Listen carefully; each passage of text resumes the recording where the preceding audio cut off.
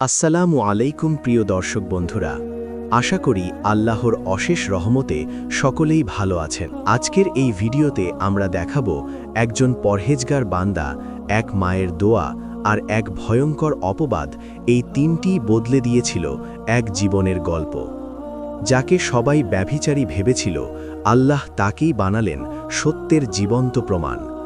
হাদিসটি বিস্তারিত জানলে আপনার ঈমানি শক্তি বেড়ে যাবে। চলুন তাহলে হাদিসটি বিস্তারিত জেনে নেই।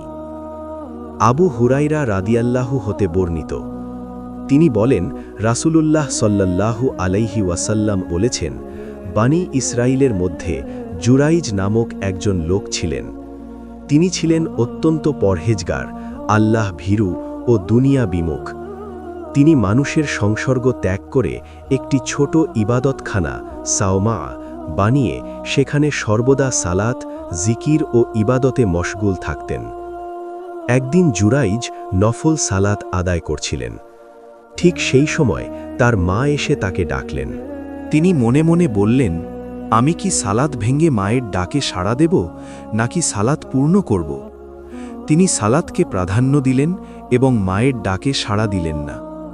তার মা ফিরে গিয়ে আবার ডাকলেন, কিন্তু তিনিও আবার সাড়া দিলেন না। তখন তার মা কষ্ট ও ক্ষোভের সঙ্গে দোয়া করলেন, হে আল্লাহ, তুমি তাকে মৃত্যু দিও না, যতক্ষণ না সে কোনো ব্যভিচারিণীর মুখ দেখে। এরপর একদিন এক সুন্দরী কিন্তু চরিত্রহীনা মহিলা লোকদের সামনে বলল, আমি চাইলে জুরাইজকেও ফাঁসাতে পারি। সে জুরাইজের ইবাদতখানার কাছে এসে তার সঙ্গে কথা বলার চেষ্টা করল এবং তাকে কুপ্রস্তাব দিল। কিন্তু জুরাইজ তার দিকে তাকালেন না এবং সম্পূর্ণভাবে তাকে প্রত্যাখ্যান করলেন। তখন সেই মহিলা হতাশ হয়ে এক রাখালের কাছে গেল এবং স্বেচ্ছায় নিজেকে তার হাতে সঁপে দিল। এর ফলে সে গর্ভবতী হল। কিছুদিন পর সে একটি পুত্র সন্তান প্রসব করল। শিশুটি জন্মের পর সে লোকদের মধ্যে বলতে লাগল, এই শিশুটি জুরাইজের সন্তান।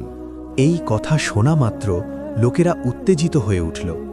তারা জুরাইজের ইবাদতখানায় এসে তা ভেঙে ফেলল, তাকে জোর করে বের করে আনল এবং তাকে গালিগালাজ ও অপমান করতে লাগল।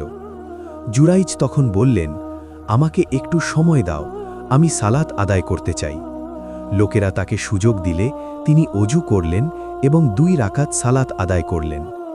এরপর তিনি নবজাত শিশুটির কাছে এসে বললেন, হে শিশু, তোমার পিতাকে?